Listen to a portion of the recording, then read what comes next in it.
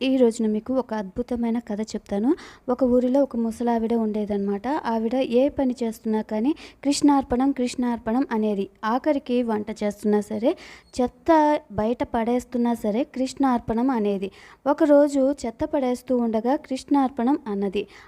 అప్పుడు నారదుడు అటుగా వెళ్తుంటే, ఏంటమ్మా చెత్త పారవేస్తూ కూడా కృష్ణార్పణం అని చెప్తావు, నీకేమైనా బుద్ధుందా అని చెంప మీద కొడతాడు. అప్పుడు కృష్ణార్పణం అని ఆ ముసలావిడ ఏడుస్తూ అనన్నది.